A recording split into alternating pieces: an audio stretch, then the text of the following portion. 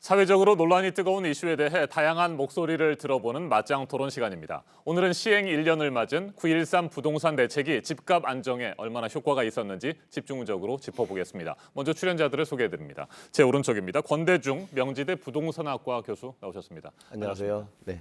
네. 그리고 제 왼쪽입니다. 한문도 연세대 정경대학원 금융부동산학과 겸임 교수입니다. 네, 어서 오십시오. 예, 안녕하세요. 부동산 시장을 안정화시키고 반드시 집값을 잡겠다는 정부의 강력한 의지가 담겼죠. 9.13 부동산 대책이 시행된 지 1년이 지났습니다. 대출은 조이고 세금은 올리는 고강도 규제 대책으로 부동산 규제의 끝판왕으로 불리기도 했습니다. 시행 초기부터 집값 안정에 대한 기대와 지나친 규제에 대한 우려가 엇갈렸는데 시행 1년이 지난 지금도 평가는 조금씩 다릅니다. 본격적인 토론 시작하겠습니다. 네, 제가 앞서 말씀을 드린 것처럼 이 부동산 대책이라고 하는 것은 세제와 금융에 대한 규제가 주를 이루고요. 이와 함께 또 공급 대책도 있기 때문에 한마디로 평가하는 것이 쉽지는 않겠습니다만 일단 두 분께서는 9.13 부동산 대책 종합적으로 어떻게 평가하시는지 궁금하거든요. 먼저 교수님 말씀을 해주시겠습니까? 우선 9.13 대책 자체는 그 시장을 정부가 너무 늦게 읽지 않았나 하는 생각이 들고요. 네.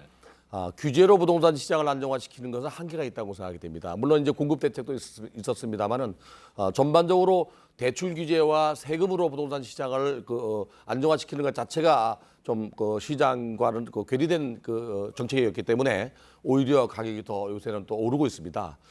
특히 이제 대출 규제가 서민들에게 더 어렵게 했다는 생각이 들고요. 네. 또 하나 이제 공급 대책도 너무 늦게 나왔고 또 3기 신도시 같은 경우도 일부는 1, 2기 신도시 앞에 또 설정하는 바람에 1, 2기 잠시의 반발도 아직 잠자지 않고 있고요. 여러 가지 측면에서 9.13 대책은 정부가 늦은 감이 있고 시의적절하지 못했다. 또 진작 나와야 될 책은 늦게 나왔기 때문에 그런 것도 있고요. 한마디로 학점으로 따진다면 네. 저는 C학점만 D학점 정도밖에 안 된다. D학점 네, 정도요? 그 정도밖에 줄 수 없다는 생각이 들어요. 네, 굉장히 낮은 평가를 해주셨는데 네. 한문도 교수님은 어떻게 평가하세요? 네, 우리 교수님께서 좀 박하게 네. 점수를 주셨는데요. 저는 뭐 최고는 못 줘도 한 B 정도는 줄 수 있을 것 같습니다. D학점 정도는 가능하다는 말씀이시죠? 왜냐하면 이제 네. 지금 말씀 주신 중에 그 가계 부채 문제에 대한 정부의 입장 그걸 고려한다라면 정부에서는 당연히 어느 정도 좀 대출을 제어해야 됐고 또 그리고 9.13 대책 전에 이제 서울 집값이 폭등을 하지 않았습니까? 네. 그런 부분에 대해서 어떤 심리적으로 투기 현상을 어느 정도 진정시켜야 되고 또 서민의 어떤 정부의 그 주거복지 안정 정책을 달성하기 위해서는 당연히 집값을 잡아야 되지 않습니까? 네. 그런 부분에서 이제 뭐 종부세부터 다주택자 어떤 투기를 좀 줄이고 갭 투자죠. 그거 좀 줄이고 또 말씀 주신 중에서 이제 공급 대책은 좀 부족했어요. 조금 뭐 부실하게 좀 나오긴 했지만 청약에 대해서 실수요자 위주로 좀 개편을 했다는 점이 어떤 무주택 서민을 위한 정책으로 좀 바꿨다는 점에서는 좀 긍정적으로 봐야 되고 왜 B를 줬냐면 일단 그 이후로 한 9개월간 한 두세 달 전부터 서울 집값이 오르는데 그때까지는 좀 안정세로 좀 돌아섰거든요. 그래서 네. 저는 이제 점수를 이제 B를 드렸습니다. 네. 네. 권대중 교수님은 D학점 정도밖에 줄 수가 없다 말씀을 하셨었고 이유를 제가 좀 네. 말씀드릴까요? 한문도 교수님은 B학점 정도 네, 가능하다고 네. 말씀하셨는데 구체적인 얘기를 좀 들어보죠. 네. 우선 대출 규제 자체가요. 이번 정부가 이제 실수요자를 무주택자로 한정을 했습니다. 네. 집이 10평짜리가 있어도 이전 수요는 대출이 안 됩니다. 그다음에 9억 원 넘으면 전면 대출이 안 되고요. 그러다 보니까 실수요자 중심으로 바꾼 건 잘했지만 이전 수요도 실수요자거든요. 네. 이게 오히려 9억 원 이하의 주택에 대한 대출을 규제함으로써 9억 원 넘는 주택에 대해서 특히 서울 강남 지역이나 서울 일부 지역에서 분양하는 아파트들은 전부 9억이 넘습니다. 그러다 보니까 돈 있는 사람들만 오히려 대출을 끼고 집을 살 사람까지도 제외시켜버렸기 때문에 돈 있는 사람들만 분양하는 꼴이 돼버렸어요. 강남 지역이. 그래서 서민들이나 중서민들이 서울에 또는 강남에 진입하기가 점점 어렵게 됐고 자영업자 입장에서도 볼 때도 대출이 금리 든 바람에 어려움을 겪고 있고요. 이 금융 규제로 부동산 시장을 안정화하면 금융 시장이 완화되면 가격은 다시 또 폭등할 수 있습니다. 네.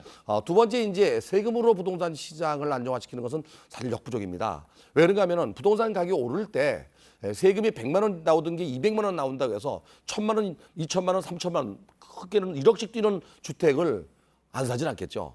근데 물론 올라간 주택은 다시 뒤로 물러서지는 않습니다. 예를 들어 10억짜리 주택이 15억 된다고 해서 10억에 팔지 않습니다. 한번 올라간 주택은 뒤로 물러서지 않기 때문에 서민들에게는 오히려 더 어려운 결과를 나타나지 않았나. 세금 같은 경우도 사실은 그게 반복적으로 지속적으로 나오는 네. 세금이기 때문에 중장기적인 계획으로 인상해야 되는데 너무 갑작스럽게 인상한 거 아닌가. 이게 부동산 시장을 안정화시키는 데는 사실은 큰 효과는 없어요.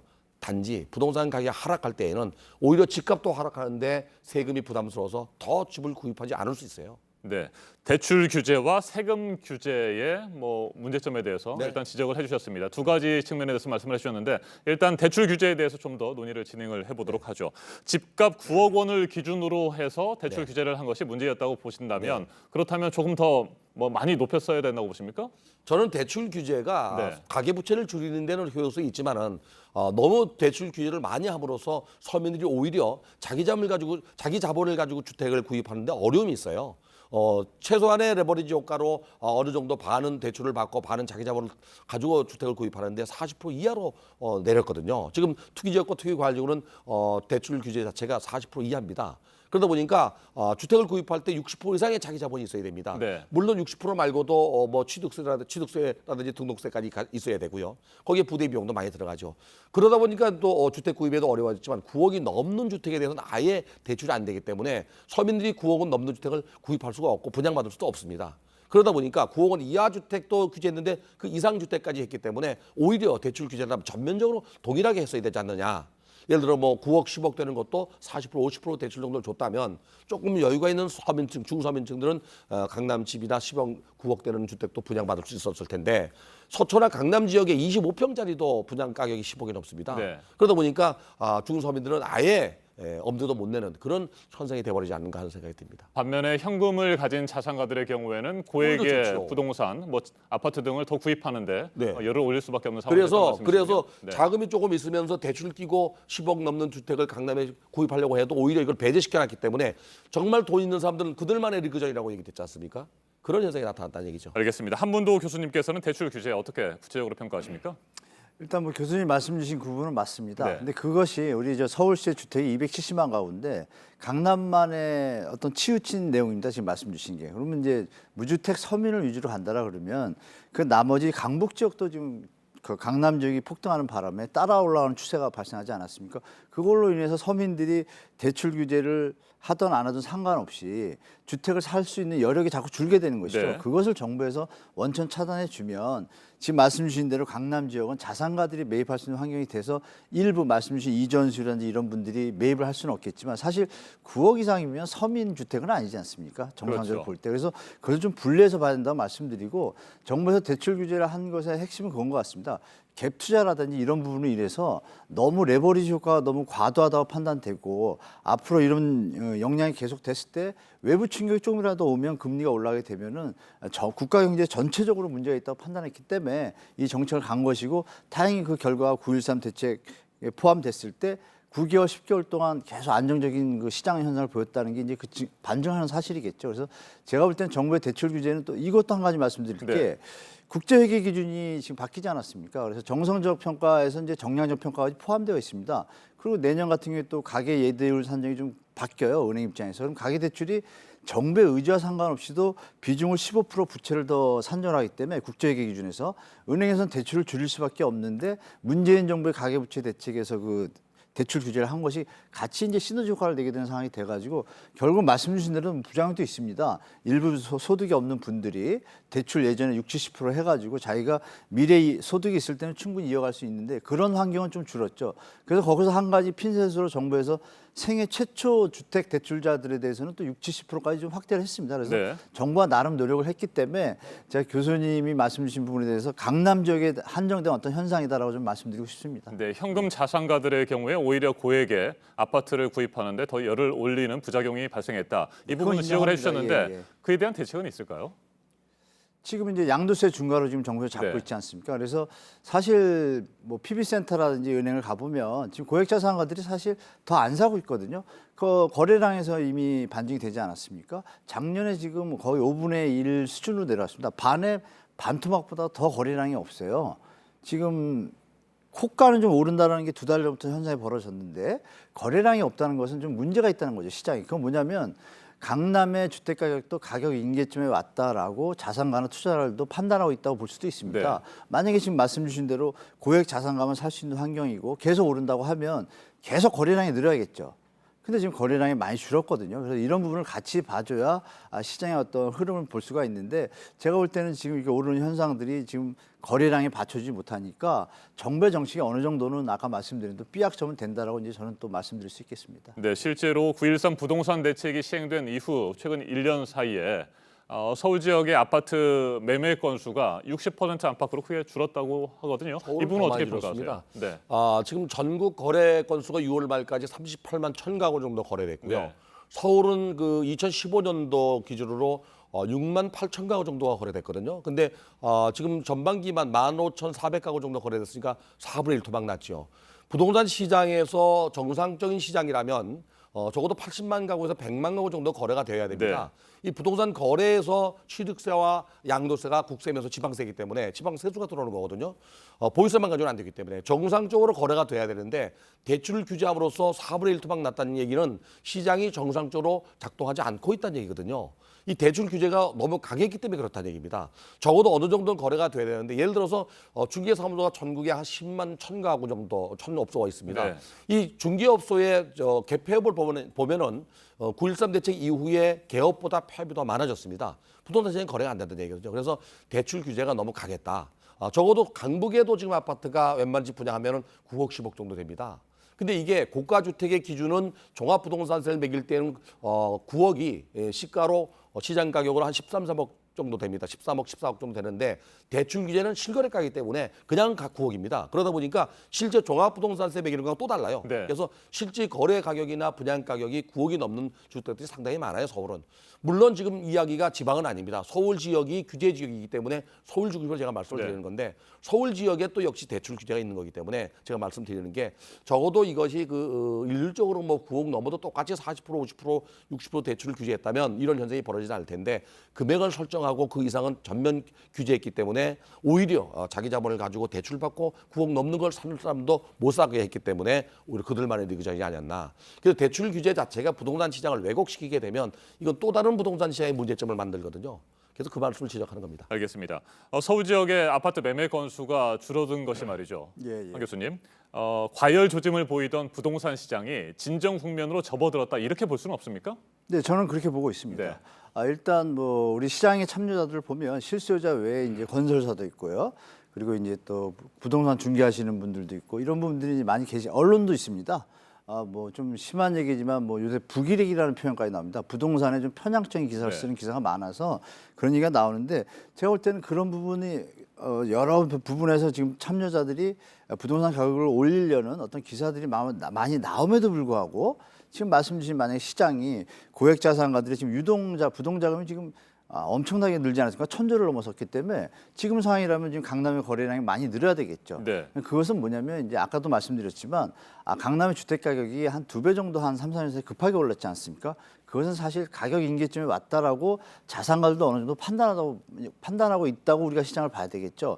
그리고 무주택 서민 입장에서는 약간 그 교수님 말씀하신 대로 대출 규제로 인한 어떤 문제점이 조금 있긴 하지만 자기 자본이 충실한 상태에서 주택을 사는 게 정상이죠. 소득이 감내할 수 있는 선에서 주택을 사야지 전 국민이 주택을 사가지고 불로소득으로 집값 오르기만 기다린다면 국가 경제의 펀더멘탈이 좋아진다는 거 볼 수 없지 않습니까? 그래서 제가 볼 때는 정부의 이번 정책과 대출 규제는 잠시 힘들지만 우리가 배를 졸라매고 조금 저축을 하다 보면 그 자본을 가지고 시드머니를 가지고 다시 뭐 경제 활성화에 도움이 되는 선진화 형태로 좀 갈 수가 있는 선순환 형태가 되는데 네. 지금의 대출 규제가 과도하다 보면 선순환 경제가 언젠가는 미국 리먼 브라더스 사태도 똑같은 경우 아닙니까? 대출이 너무 과다하다 보니 그렇게 터진 것처럼 그거를 지금 정부에서 안정적인 그 국가 경제를 위해서 거시적으로 또 시계열적으로 보기 때문에 제가 볼 때는 정부의 정책은 계속 일관적으로 갈 수밖에 없는 것을 우리 국민도 이해하고 시청자분들도 이해해 주시고 시장 참여자들도 거기서 맞춰서 가다 보면 제가 볼 때는 국가 경제가 장기적으로는 또 상승 국면으로 가는 어떤 베이스가 될 거라고 좀 보고 있습니다. 앞서 권대중 교수님께서 세금을 대폭 늘린 부분에 대해서도 평가를 해주셨는데 네. 미처 못하신 말씀 있으십니까? 우선 종합부동산세 같은 경우는 네. 2005년도에 노무현 정부 당시에 만들었습니다. 그 당시에는 이제 종합부동산세 고가주택을 가구별 합산으로 6억 원 이상이었거든요. 이게 2007년도 MB 정부 당시에 9억 원으로 늘렸습니다. 1가구 1주택은 9억 원 이상. 또 1가구 2주택 이상 다주택자는 6억 원 이상으로 이제 조정을 했는데요. 10년이 지난 지금 부동산 가격이 거의 1.5배, 200 올랐는데 아직도 고가 주택은 9억입니다. 이 종합부동산의 원래 본래 취지라면 고가 주택 소유자에게 매기는 세금이라면 이것도 조정이 돼야 되지 않느냐. 아니면 일반 세금으로 돌려야 됩니다. 근데 이게 아직도 9억으로 되어 있는 건 잘못됐다고 생각이 되고요. 만약에 세금을 올린다고 하면 부동산 시장에 영향을 주지 않는 범위 내에서 점진적으로 이 가계의 갖추면 소득에 영향을 주지 않도록 네. 조금씩 올려야 되는데 너무 대폭 올리는 거 아닌가. 이게 공시지가 자체도 현실화되면서 공정가격도 또 비율도 올리거든요. 이게 두 가지가 올라간 겁니다. 시청자분들께서는 토지 가격이나 또는 그 건물에 대한 평가만 올라간 걸로 알고 있지만 거기에 적용하는 공정가격 비율이 작년도에 80%에서 85%, 5%나 올라갔습니다. 네. 지가도 9.6% 올라가고 공동주택 가격도 5.23%나 올랐습니다. 거기에 다시 5% 오르게 내년 또 5% 오릅니다. 이렇게 2022년도까지 100%까지 현실화시킵니다. 이것이 너무 짧은 기간에 올린다는 얘기죠. 소득은 오르지 않고 물가도 오르지 않고 경제도 성장하지 않는데 불구하고 세금만 오른다는 그런 그 비난을 받을 수 있습니다. 네, 세금이 크게 오른 데에 대해서 한 교수님 어떻게 평가하십니까? 저는 더 올려야 된다고 보는 측면이 좀 있습니다. 네. 왜냐하면 우리가 전 세계에서 10위의 경제 규모를 가지고 있고 자산 규모도 마찬가지고 많이 컸습니다. 대한민국이. OECD 40개국 중에 저희 나라의 그 평균 보유세 실효세율이 제일 낮은 쪽에 속합니다. 한 50%, 60% 수준밖에 안 됩니다. 그렇다면 우리가 세계의 어떤 경제 걸맞는 선진국 형태로 가는 지금 입장에서 보유세 실효세율이 낮다라고 계속 뭐 시민 단체나 실제로 국민들도 다 알고 있지 않습니까? 셀러리맨들 2,050원 만에 해당하는 셀러리맨들은 과표가 그대로 노출됩니다. 100%. 노출되고 다 내매도 젊은이들한테 물어보면 다 불만이 있습니다. 왜 기득권 기성세대 분들은 재산도 많은데 세금을 덜 내냐. 그런 부분에 대해서 정부에서는 공평과세라는 원칙에서 당연히 한다고 가정을 하면 지금 또 말씀 주셨지만 과표 현실화가 아직도 안 됐어요. 그게 사실 노무현 정부 때부터 시작된 건데 네. 벌써 그때 뭐 10년이 흘렀거든요. 10년 동안 현실화가 안 된 거예요. 그러면 당연히 세금은 국민 누구나 공평하게 내야 되는데 주택만 유달리 그것도 또 강남 지역 이런 부분이 좀 있습니다. 그래서 그 부분에서 일부 지방을 가보면 또 과표 현실화 90%까지 돼 있어요. 네. 형평성이 너무 어긋나니까 이런 부분들을 정부에서 요번에 좀 잡아주는 거고 제가 볼 때는 언젠가 해야 될 일인데 빨리 막고 예를 들면 이런 건 하나 있겠죠. 지금 말씀 주신 대로 뭐 소득이 좀 받쳐주지 않는 분들 1가구 1주택인데 고령자라든지 은퇴자의 경우에는 부담이 되지 않겠습니까? 세금이 그런 부분에는 핀셋으로 그 소득에 비교해가지고 좀 구제해주는 방안을 좀 곁들인다라면 제가 볼 때는 좀 공평과세가 이루어지고 전체적으로 보유세가 늘다 보면은 어떤 주택 투기에 대한 수요가 좀 줄거든요. 그럼 주택 가격이 도움이 되고 다만 아쉬운 건 거래세를 지금 정부가 좀 안 만진다는 게 좀 아쉽습니다. 네. 이렇다면 보유세가 정상으로 가는 방향이면 거래세도 낮춰줘야 거래 활성화가 되는데 이 부분에 대해서 제가 정부에 대해서 계속 모 방송에서 말씀드렸지만 이렇게 국민을 볼모로 해서 세금을 좀 더 거두려는 어떤 느낌들이 좀 제가 많이 들더라고요. 이번에도 보면 거래세에 대해서 한마디도 안 했습니다. 1년 내내. 제가 볼 때는 이번 기회에 원래 그 종부세는 좀 가는 게 맞다고 보고요. 거래세를 이번에 같이 좀 내려줬으면 국민들이 좀 이해하고 긍정적으로 좀 받아들일 것 같습니다. 네, 한 조사에 따르면 말이죠. 9.13 부동산 대책이 시행되기 1년 전, 그러니까 1년 전의 상황의 경우에는 21.4% 정도 서울 지역의 아파트 매매 가격이 인상됐다. 반면 이 대책이 시행된 이후 1년 동안에는 4.4% 인상에 그쳤다 이렇게 평가를 했습니다. 뭐 실거래 가격은 9,600만 원 가량 올랐다는 얘기도 있고요. 이 부분은 어떻게 봐야 됩니까? 일단은 대출을 규제함으로써 그 가격이 하락한 건 분명합니다. 네. 또 세금을 올려서 가격이 하락했다고 볼 수는 없고요. 우리 한문도 교수 얘기하신 대로 사실 세금은 중장기적으로 인상을 해야 됩니다. 갑작스럽게 인상하는 걸 제가 반대하는 거지. 또 하나는 그 세금 이외에서 누진과세가 돼 있습니다. 가격이 올라가면 그만큼 또 네. 세금을 많이 내게 돼 있는데 그 말씀 드리는 거고 OECD 국가 중에서도 우리가 평균 이상입니다. 그거는 뭐 사이트에 들어가면 바로 알 수 있는데 OECD 사이트에 들어가서 프로퍼티 그 텍스온 프로퍼티를 누르면 그 총 조세 대비 보유세 비율이나 GDP 대비 보유세 비율이 나옵니다. 중상입니다 우리가. 그거 다시 한번 제가 말씀을 드리고요. 이 세금과 가지고 부동산 시장을 안정화시키는 게 한계가 있다고 제가 말씀드리는 거고요. 만약에 그 부동산 시장 가격이 올라서 정부가 규제한다면 왜 오르는지 그 원인을 파악해야 된다고 생각돼요. 가격이 오르는 이유는 분명히 공급이 적은 거거든요. 아니면 수요가 많던지. 이 두 가지는 전혀 손을 대지 않았습니다, 지금까지. 그러니까 가격을 누르다 보니까 거래 건수가 줄어들고 가격이 내려갈 수밖에 없죠. 그런 현상을 부동산 시장이 안정화됐다고 얘기하거든요. 사실 규제로 부동산 시장을 안정화하는 건 당장은 시장이 그걸 반응해서 안정화됩니다. 그러나 규제가 완화되면 다시 부동산 가격은 오를 수밖에 없는, 원인 치료를 하지 않고 규제로 부동산 시장을 안정화시키는 한계가 있다고 생각이 됩니다. 네, 서울 지역 아파트의 실거래 가격 평균 9,200만 원 정도가 올랐다는 조사 결과가 나왔습니다. 이 부분 어떻게 봐야 됩니까? 그것이 이제 요 6월 말인가요? 네. 그때부터 이제 부동산 가격이 9.13 대책 발표하고 나서 한 9개월 정도는 좀 하락세를 보였습니다. 한 1% 정도. 그러다가 요번에 이제 6, 7, 8월이 9월 초까지 지금까지도 지금 상승률로 올랐으니까 전부 이제 가중 평균을 하다 보니까 지금 말씀 주신 대로 올란 거로 이제 나왔거든요. 그러니까 오른 이유가 이제 거래량은 적지만 그 호가 기준에서 이런 부분에 문제가 있습니다. 통계상에서 1,000개의 아파트가 있을 때 10개 정도가 거래가 됐을 때 정상적인 거래라고 보는 것이 정상인데 지금은 이제 아까 말씀드렸지만 거래량이 많이 줄지 않았습니까? 네. 그렇다면 2개가 거래가 되면 그때는 가중치를 좀 더 감안해서 그 비용을 좀 낮추는 이런 통계 방식이어야 되는데 지금 그렇지가 않습니다.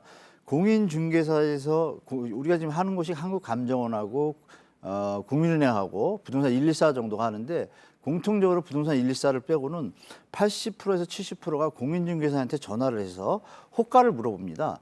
그러면 그 가격을 그냥 올린다는 게 1,000개에서 1개가 거래가 되고 1,000개의 단지의 가정평균이 올라간다는 건 말이 안 되는데 네. 이것이 그대로 적용이 됐습니다. 그래서 제가 볼 때는 어떤 통계 오류에서 발생되는 올라간 착시 현상이고 거래가 안 되다 보면은 조금 언젠가는 이제 매수와 매도가 겹쳐지면 매수 우위가 되는 순간부터는 하락을 하게 되거든요. 그러면 그때는 또 1,000개 갑자기 많이 내리는 이런 통계 오류가 좀 있습니다. 그래서 제가 이런 부분을 감안한다라면 작년 재작년에 올랐던 어떤 20% 지금 말씀 주신 그런 뭐 가격 폭등에 비하면 비교적 이 정책은 안정적으로 뭐 2% 지금 뭐 5% 얘기하시니 예전에 10% 20% 오르던 시절 생각하면 일단 가격은 잡았다.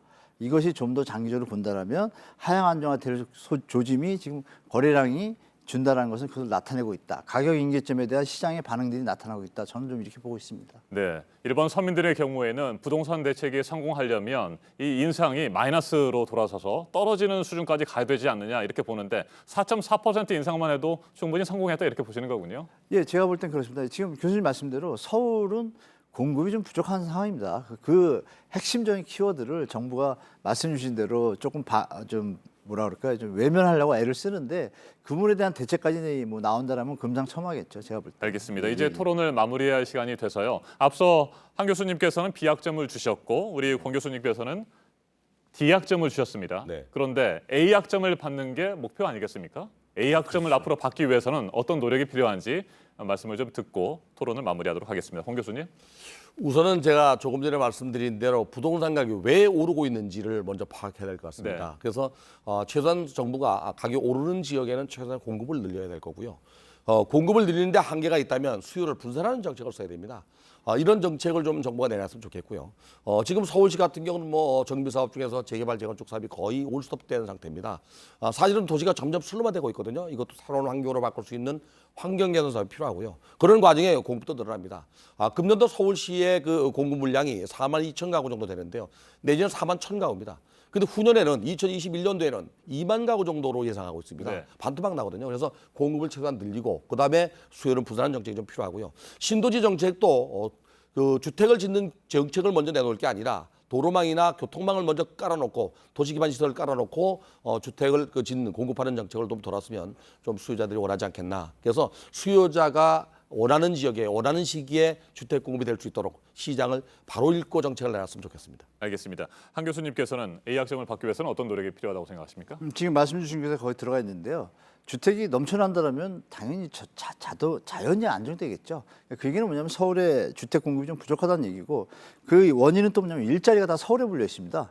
그렇다면 이번에 2기 신도시하고 3기 신도시 뭐 여러 가지 알력도 있는데 3기 신도시를 발표할 때 공급량을 더 많이 늘렸다든지 그리고 2기 신도시에 대한 미비한 인프라와 교통망을 갖다가 확실하게 제공했다라면 수요 분산 효과가 있거든요, 분명히. 그리고 서울 시내에는 말씀 주신 것처럼 재개발 재건축에 대해서 규제할 것이 아니라 그것은 빨리 짓도록 독려를 해야겠죠.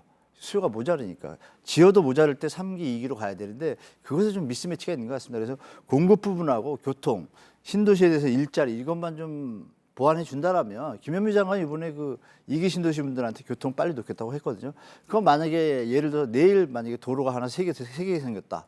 그럼 교통이 원활하니까 굳이 서로 살 필요가 없거든요. 아니면 일자리가 그쪽에 있다. 둘 중에 하나입니다. 그래서 네. 그 부분만 정부에서 조금 더 깊이 신경을 쓴다라면 제가 볼 때는 A에 좀 가깝게 가지 않을까 좀 뭐 기대해 보겠습니다. 알겠습니다. 네. 오늘은 서울 지역 아파트를 중심으로 저희가 토론을 진행해봤습니다. 그런데 사실 부동산 대책이라고 하는 것은 서울 지역 문제뿐만은 아니고요. 뭐 지역의 아파트 침체라든지 건설 경기 문제도 있고 또 뭐 청약이라든지 민간 택지 분양가 문제도 있습니다. 이런 부분들을 오늘 미처 다 다루지 못했는데 앞으로 기회가 되면 두 분 다시 모시고 그 부분에 대해서 토론 이어가도록 하겠습니다. 오늘 맞짱 토론 권대중 명지대 부동산학과 교수, 한문도 연세대 정경대학원 금융부동산학과 겸임 교수와 함께했습니다. 두 분 토론 잘 들었습니다. 감사합니다.